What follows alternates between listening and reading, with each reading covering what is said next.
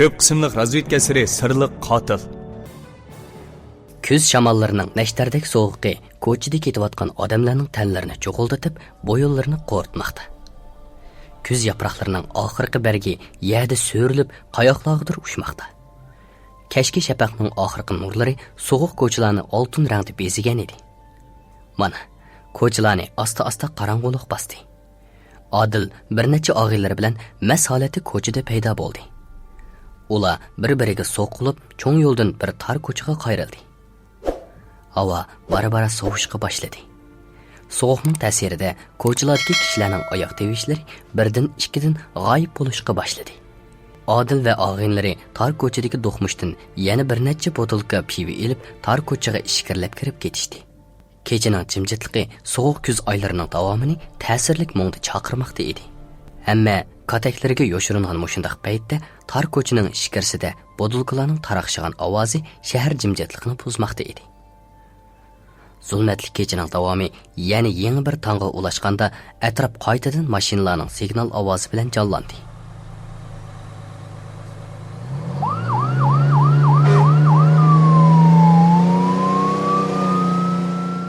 Kechadagi jimjitlikni buzgan ko'chada soqchi mashinalari yig'ib ketgan edi.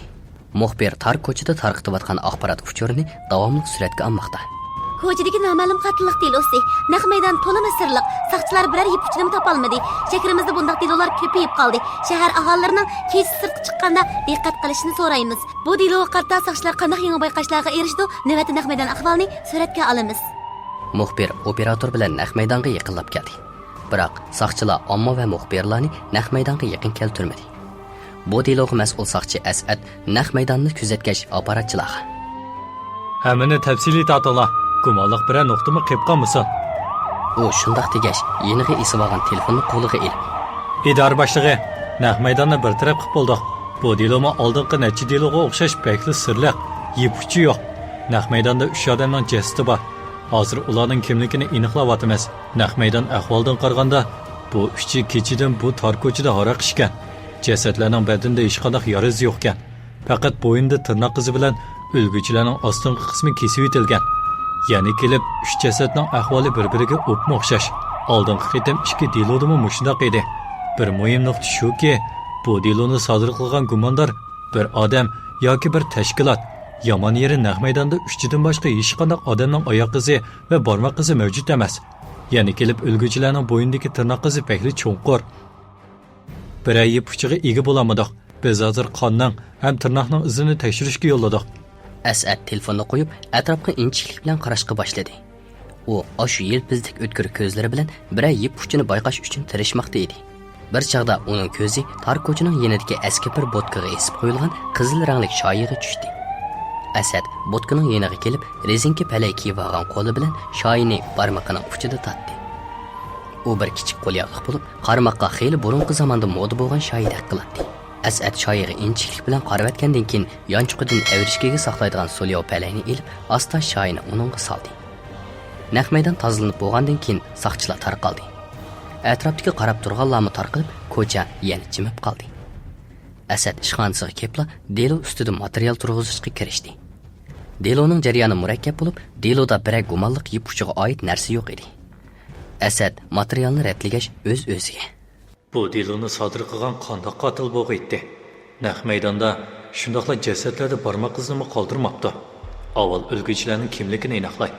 Ondan ularning kimlar bilan aloqa qilganligini aniqlab, bir gumonliq nuqtani tepib chiqsak ajab emas.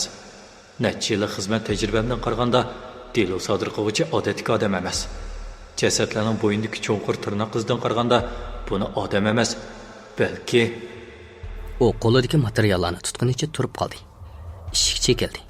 Asad esini yig'ib, "Kiram." Egiz bo'yliq bir soqchi kirib keldi. Uning qo'lida bir necha material turadi. "Boshliq, deloning turg'izilish materiali chiqdi. Endi rasmiy tekshirsak bo'ladi." U shundoq degach, qo'lidagi materialni Asadning ish ustiliga qo'ydi. Asad materialga mundaqli qarab qo'yib, "Ha, bo'ldi, chiqsangiz bo'ladi", dedi.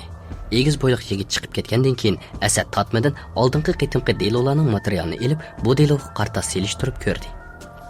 Vaqalik jarayoni asosan o'xshash edi. Asad xiyolga petib, "Delo sodir qiluvchi nimishqa erlarni yana kelib aroq ichib mast bo'lib qolganlarni o'ltirdi. Uning maqsadi zodi nimada?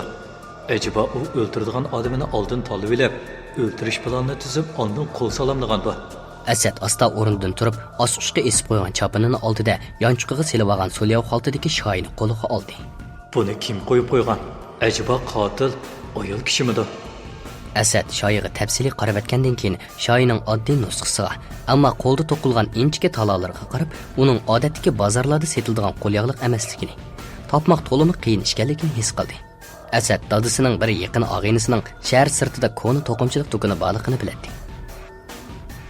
U odam bu yil 60 dan halqagan odam bo'lib, mushu kasb bilan shug'ullanayotganiga 40 necha yil bo'lgan edi. Asadning dadisidan anglashicha, u bu kasbni o'zining dadisidan o'rgangan bo'lib, necha avlod to'qimchilik tarixi bor ekan.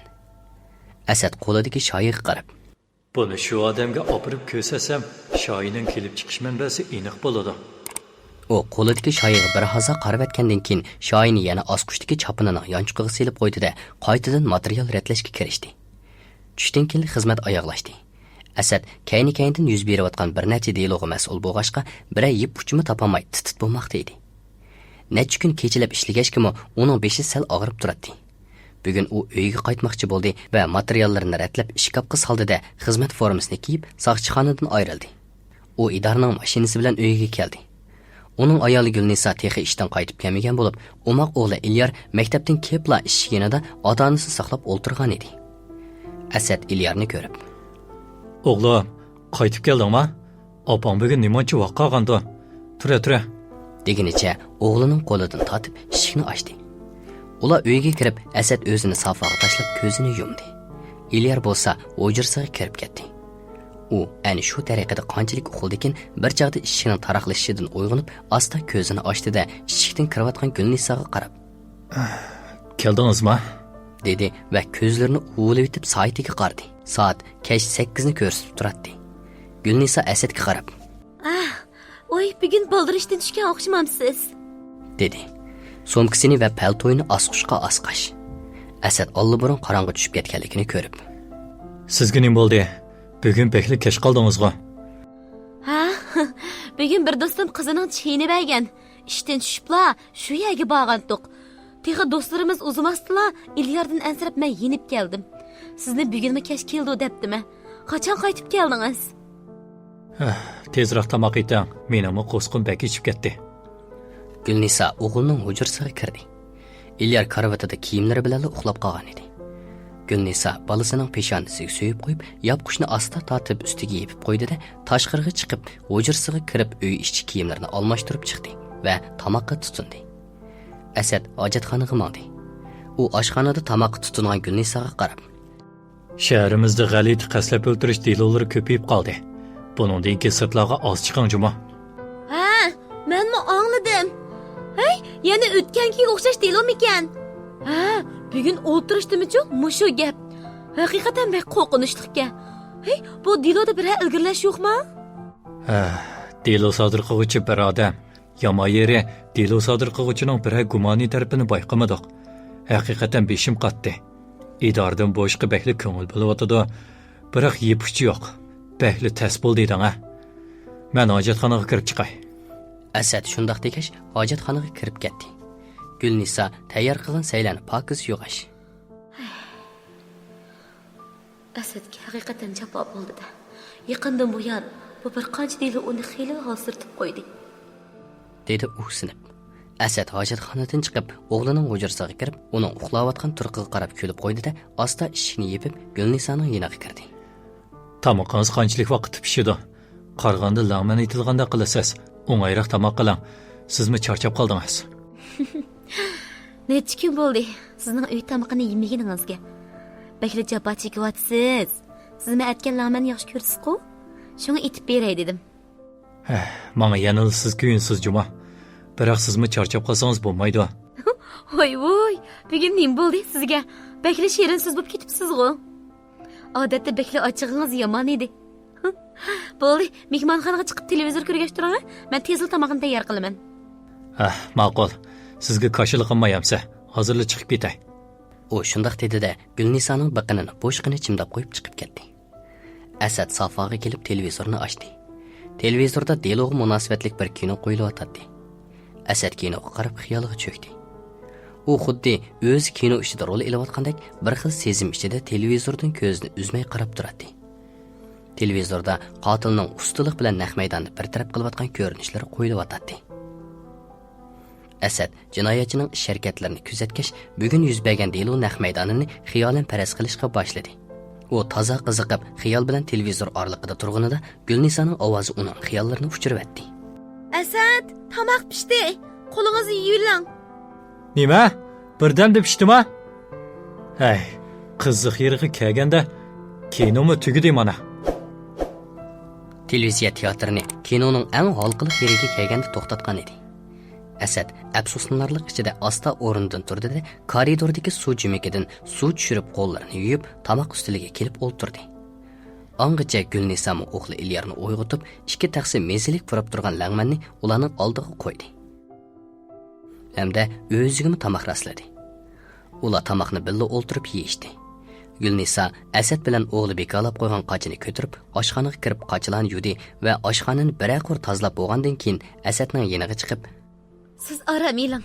Men kirlarni kiralg'a sip qo'yay. Hey, bo'ldi. Kech bo'lib ketdi. Kir juma. Yakshanba kuni juma bo'ldi. Mening formamda jumang bo'ldi. Gulnisa Asadning formasini ilib, uning yoqasini ko'rsatdi. Qarang ha. Necha kundan buyon mushunlik kiyib ishlab kech kelyapsiz. Men sizning tozaliqingizga diqqat qilib bo'lmadim. Deginicha formaning yonchuqlarini oqtirishga boshladi. U formaning yon-yonchuqidan heliqi qizil rangli shoyini ilib. Bu nima? Akilam, bu Dilodagi birdan-bir naq maydonda qolgan moddiy isbot. Nima? Moddiy isbot dedingizmi? Bu qandaqsiga moddiy isbot bo'la olasin? Noyati bir ko'ni choy ekan u. Yeni kelib bekli modadan qolgan. Siz nimani biladingiz? Tez kirib kirqatlarni yo'q. Dedi Asad tarini turib. Gulnisa Asadning xizmatda astoydilligini bilgachga ortiq so'zlamay, uning formasini ko'tarib monchxonaga kirib ketdi. Asad bo'lsa qo'lidagi shoyiga tikilganicha. Acaba rostila buning hech qanday foydali rol yo'qmidi? Bu bir keraksiz axlatmidi? Asadning xiyolini uning telefonining sayragan muzikasi buzdi. Asad idoraning nomeriga qarab telefonni oldi.